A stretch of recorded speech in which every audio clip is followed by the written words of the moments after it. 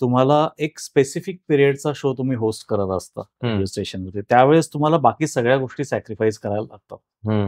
उदाहरणार्थ तुम्हाला कुठले कार्यक्रम असतील, तुमचे काही फॅमिली फंक्शन्स असतील, तुम्हाला कुठे जावं असं वाटत असेल, तर हे सगळं मॅनेज करणं आणि पुन्हा एकदा त्याच मूडनी तुमच्या स्टुडिओमध्ये जाऊन तो शो होस्ट करणं किती अवघड आहे.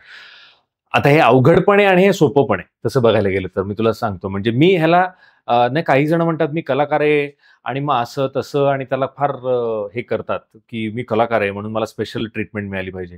पण माझ्या घरी फर्निचरचं काम चालू आहे, तर तिथला जो माझा ते फर्निचरचं काम करतोय त्याचंही प्रॉब्लेम्स असतात, काय असतात, पण तो त्याचं काम व्यवस्थितच करतो. आज माझा मूड ठीक नाहीये म्हणून मी हा स्क्रू नीट लावत नाही असं काही तो म्हणत नाही. सो म्हणून मी स्वतःला स्पेशल नाही मानत त्या बाबतीत.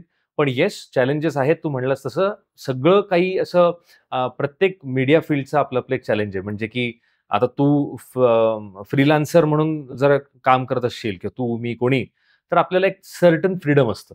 पण आपण जेव्हा जॉब म्हणून काम करतो आणि स्पेशली रेडिओ शो असेल, समज माझा सकाळी 7 ते 11चा शो आहे, तर सकाळी 7 ते 11 मला तिकडे जाणं भाग आहे.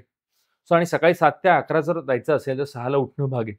आणि अशा वेळेस मग मी रात्रीचे सिनेमे किंवा रात्री डिनरला जाणं लेट, अशा गोष्टी मी करू शकत नाही. आता हे प्रॉब्लेमच आहे हा.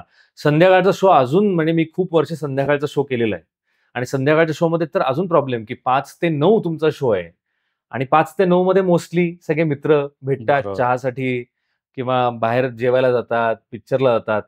पण मी बरेच वर्ष ते करू शकलो नव्हतं. पण प्रत्येक फील्डमध्ये असतंच ते.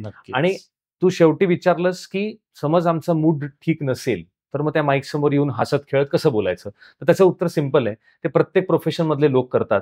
पण त्यांना ठीक आहे की त्याला तिथे कार्पेंटरला काम करताना त्याचा चेहरा दिसत नाहीये किंवा त्याला बोलायचं नाहीये. आमचं ते बोलणं ऐकू येतं, त्यातनं ते दुःख प्रकट नाही झालं पाहिजे. तर यासाठी आम्हाला काही टेक्निक शिकवल्यात. त्यातली एक टेक्निक म्हणजे तुम्हाला सगळ्यांना माहिती आहे, तुम्ही अनुभवली आहे, की आपण आईशी किंवा आपल्या जवळच्या व्यक्तीशी बोलताना ती व्यक्ती आपल्याला पटकन म्हणते की काय रे, तुला आज मूड ठीक नाही का तुझा? आपल्याला पाहत नाहीये, फोनवरती आहे.